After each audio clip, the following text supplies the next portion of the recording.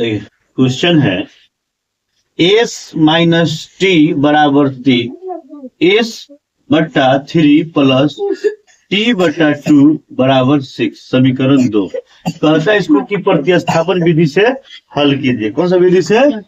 प्रतिस्थापन विधि से हल कीजिए। तो सबसे पहले हम लोग क्या लिखेंगे? समीकरण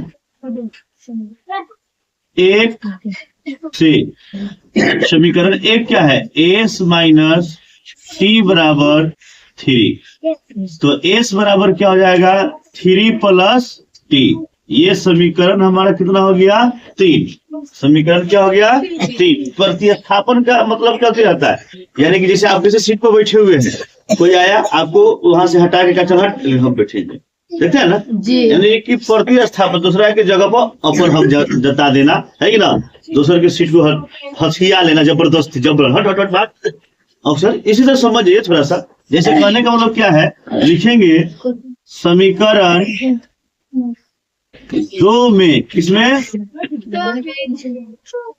समीकरण 2 में एस का मान रखने पर, एस का मान रखने पर, तो समीकरण 2 क्या है हमारा?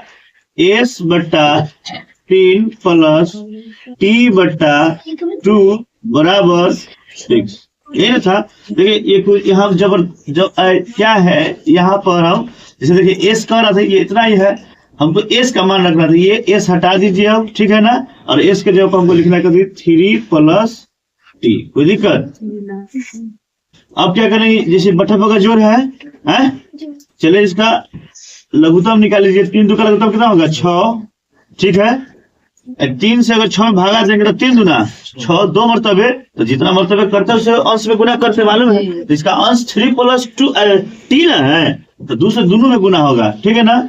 यानी कि 2 इंटू 3 प्लस टी प्लस 2 से में भागा देंगे तो 2 तिहाई 6, 3 मरतबे, 3 को टी से गुना करेंगे तो 3t बराबर 6। कोई दिक्कत?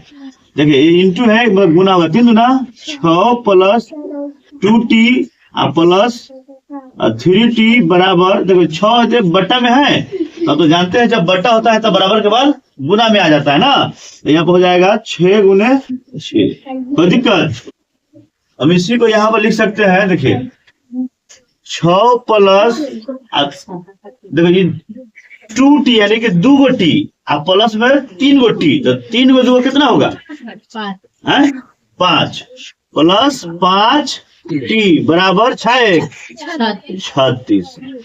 तो 5t बराबर, देखो 6 ने जोड़ में है, प्लस में है, तो बराबर के बाद जाएगा तो माइनस में, यानी कि यहाँ पर लिखा जाएगा 36 माइनस 6। तो t बराबर कितने बराबर? 36 में से 6 घट गया तो कितना हो जाएगा? 30। अब 5 गुना था तो बराबर के बाद भागा में आ गया, तो 5 6 30, यानी कि t बराबर आपका आ गया 6। t बराबर कितना हो गया? 6। अब हम लिखेंगे समीकरण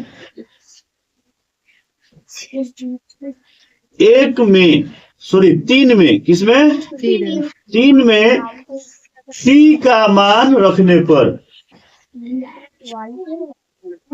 तो समीकरण 3 क्या है हमारा? देखिए s बराबर 3, कितना हो गया? टी यहाँ लिखा हुआ है टी, तो टी के जगह पर प्लस 6 कर दिए, तो s बराबर कितना हो गया? 9 आ गया आपका। अब नीचे लिख सकते हैं, इसलिए t बराबर 6, s बराबर 9, ये आपका फाइनल आंसर हो गया, ठीक है। चलिए इसको हम लोग सत्यापित करते हैं, यानी कि हमारा हिसाब सही है या गलत है का।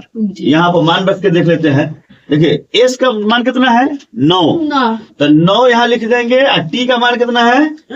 6, तो 9 में से 6 गया, आ गया। चलिए यहाँ पर देखिए s का मान कितना है?